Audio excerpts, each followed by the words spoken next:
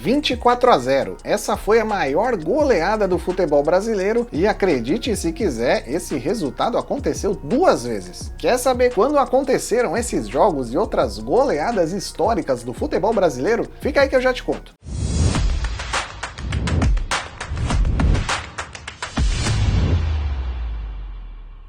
24-0 é até hoje o maior resultado do futebol brasileiro. E sim, isso aconteceu 2 vezes envolvendo times e campeonatos diferentes. O primeiro 24-0 rolou há mais de 100 anos, no Campeonato Carioca de 1909. O Botafogo venceu o Sport Clube Mangueira pelo placar elástico de 24-0 e o artilheiro da partida foi o atacante Gilbert Rime, que marcou 9 gols. A partida rolou no campo da Rua Voluntários da Pátria, no Rio de Janeiro, e lá em 1909 as partidas de futebol eram disputadas em 2 tempos de 40 minutos, o que dá a média de 1 gol a cada 2,6 minutos. O Mangueira ainda podia ter a desculpa que não jogou com um time completo, afinal o time entrou em campo com apenas 10 jogadores. No Cariocão de 1909, o Mangueira ainda sofreu outras goleadas. Levou 8-0 do América, 6-0 do Fluminense e acabou perdendo as últimas 4 partidas do campeonato por WO. O time acabou extinto em 1927. O outro 24-0 do futebol brasileiro rolou em 1922. O Nacional bateu o Brasil Sport em partida válida pelo Campeonato Estadual do Amazonas. Uma curiosidade é que antes desse jogo, os times reservas do Nacional e do Brasil Sport também jogaram numa partida válida pela 2ª divisão do Campeonato Amazonense. O resultado, Nacional 23, Brasil Sport 0. O Nacional acabou sendo campeão do Amazonense de 1922 e é hoje o maior campeão do Amazonas com 43 títulos. Já o Brasil Sport disputou algumas competições oficiais na década de 1920, mas foi extinto por volta ali do ano de 1924. O curioso é que o Brasil Sport foi fundado em 1919 com o nome de Botafogo Futebol Clube. Então temos 2 Botafogos envolvidos nas maiores goleadas do futebol brasileiro, um vencedor e o outro perdedor. Outra goleada gigantesca do futebol brasileiro também aconteceu no Campeonato Carioca, dessa vez em 1947. O Vasco venceu o Canto do Rio por 14-1 no estádio São Januário. Com 5 gols no primeiro tempo e 9 no segundo tempo, o Vasco fez jus ao apelido de Expresso da Vitória. Apelido que o time ganhou entre os anos de 1944 e 1953, justamente por atropelar os seus adversários. O Canto do Rio, desesperado em levar um gol atrás do outro, resolveu colocar o atacante Raimundo no gol e o goleiro Odair no ataque. Mas não adiantou nada e o time acabou sendo goleado da mesma forma. O Canto do Rio atualmente só disputa torneios de categorias de base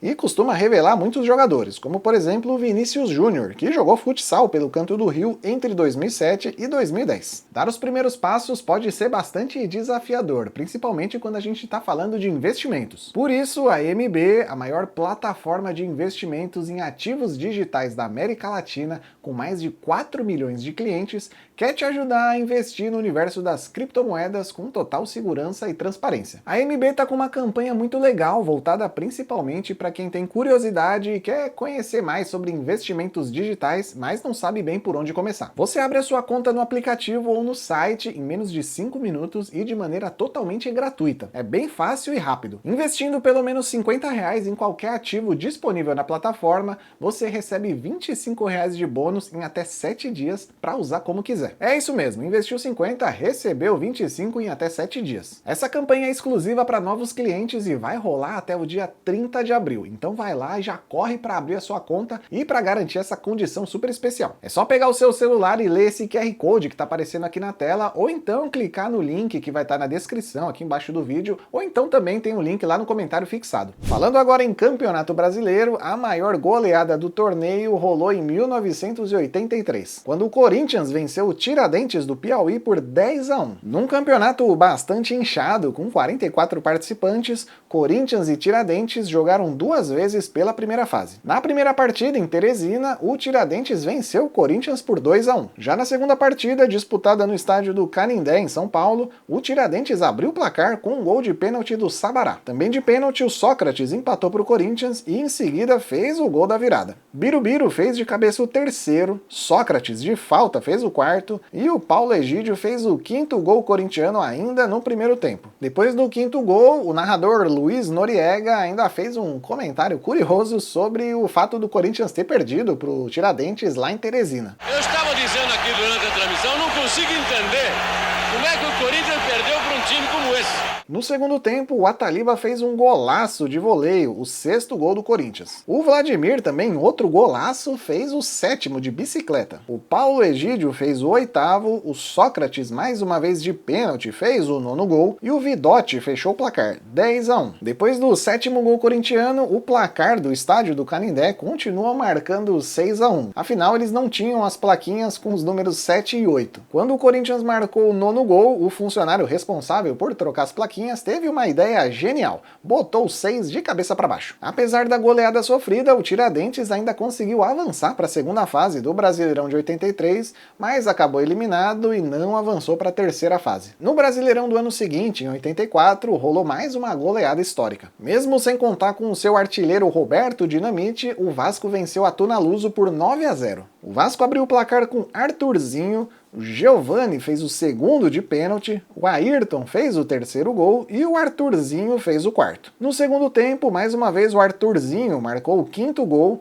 o Marcelo Vita fez o sexto, o sétimo e o oitavo gol, e quem fechou a conta de novo foi o Arthurzinho. Final Vasco 9, Tunaluso 0. Quem também fez 9 gols numa partida do Brasileirão foi o Santos. Em 1968, em jogo válido pela Taça de Prata, o Peixe goleou o Bahia por 9-2, com 3 gols do Pelé. A partida rolou no estádio do Pacaembu e o Bahia poderia ter descontado um pouquinho o placar, já que o Pão perdeu um pênalti ainda no primeiro tempo, quando o placar já marcava 4-1 para o Santos. Avançando bastante no tempo, em 2023 aconteceu a maior goleada do Brasileirão envolvendo todas as divisões. Na Série D de 2023, o Brasiliense venceu o Interporto de Tocantins por 10-0. O jogo rolou no dia 10 de julho e a temporada do Interporto já vinha sendo horrorosa. O time foi rebaixado no Campeonato Tocantinense após perder 3 pontos por ter jogado a primeira rodada do campeonato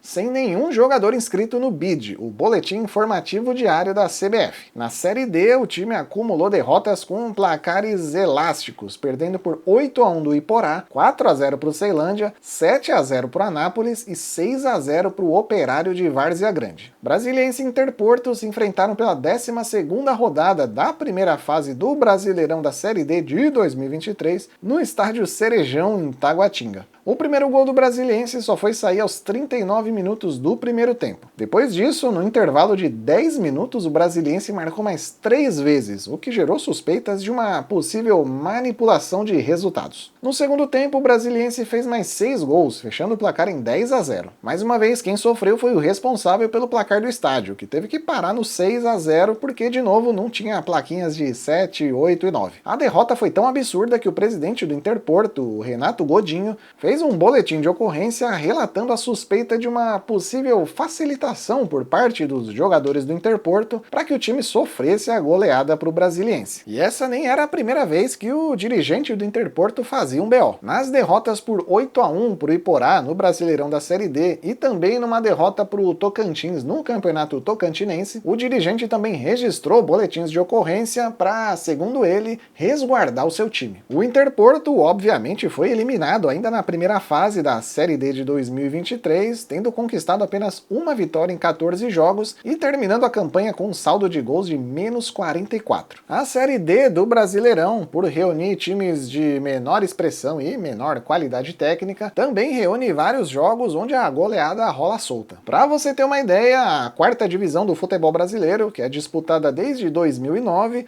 já registrou 2 vezes o placar de 9-0, 2 vezes o placar de 9-1, 6 vezes o placar de 8-0 e 9 vezes o placar de 7-0. Uma dessas goleadas rolou em 2020, quando o São Caetano, que já foi finalista de Série A e de Libertadores, perdeu por 9-0 por Pelotas. O time paulista passava por uma grave crise financeira e os jogadores do time profissional resolveram entrar em greve por falta do pagamento de salários. A solução da diretoria para o time não perder por WO para o Pelotas foi escalar jogadores das categorias categorias de base, do Sub-20 e do Sub-17, e o resultado foi a sonora goleada por 9-0 sofrida pelo São Caetano. Na Copa do Brasil, a disparidade é ainda maior. Afinal, times da primeira divisão podem enfrentar times que nem mesmo disputam alguma divisão do futebol brasileiro. A maior goleada de todas rolou na Copa do Brasil de 1991. O Atlético Mineiro enfrentou o Caiçara do Piauí e no jogo de ida, lá em Teresina, venceu pelo placar mínimo de 1-0, obrigando a realização do jogo de volta. No estádio Independência, em Belo Horizonte, o Atlético enfiou 11-0 no Caiçara, com 5 gols do atacante Gerson. Quem abriu o placar foi o próprio Gerson, de pênalti. O Marquinhos fez o segundo, o Gerson fez o terceiro e o Edu Zanello o quarto do Atlético. No segundo tempo, o Gerson fez o quinto em mais uma cobrança de pênalti e o Gerson também fez o sexto gol. O sétimo do Atlético foi do Marquinhos e o oitavo de novo do Gerson. O Edu Zanello fez o nono gol,